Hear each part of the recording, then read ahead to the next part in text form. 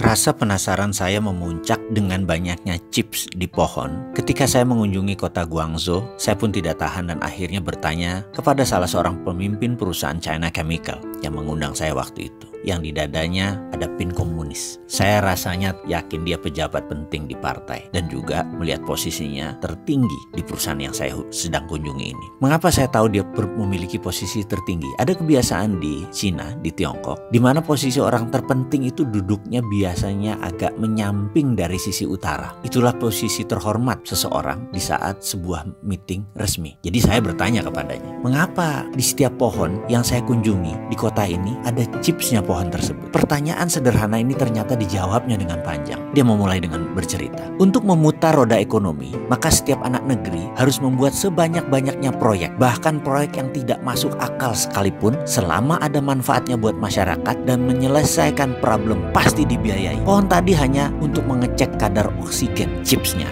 dan data minor lainnya, namun nampaknya penting. Karena itu menumbuhkan faktor ekonomi. Karena itu proyek itu dibiayai oleh negara. Saya pun bertanya, yang maksudnya dibiayai itu apa? Dia melanjutkan menjawab, penciptaan uang di Cina berbasis proyek. Dan proyek ini harus berlapis-lapis, hingga 10 lapis kalau perlu. Kalau tidak, ekonomi tidak berputar. Kembali saya agak bingung. Maksudnya bagaimana? Tolong bisa dijelaskan lebih lanjut. Kita punya istilah sendiri for the sake of discussion, oke? Katanya. Jadi kita tidak menggunakan bahasa yang umum maksud dia. Oke, saya bilang. Dia melanjutkan, kalau negara cetak uang, anggap itu adalah M0.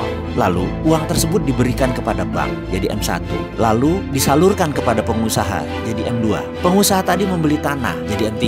Pemilik tanah tadi yang menerima uang tadi membeli sebuah pabrik, jadi M4. Uang jualan pabrik tadi dibelikan tanah lagi membangun usaha baru, jadi M5. Lalu dia membelikan mobil, lalu terus menjadi M6, M16, bahkan M20. Pokoknya minimum M12 ke atas, itu maksudnya. Lalu selagi dia bicara, kepala saya membayangkan sebuah diskusi beberapa bulan yang lalu dengan pejabat negara yang menyatakan, setelah M1 di Indonesia di bank tersebut disalurkan ke M2, uang tadi oleh M2 dibelikan sebuah tanah menjadi M3.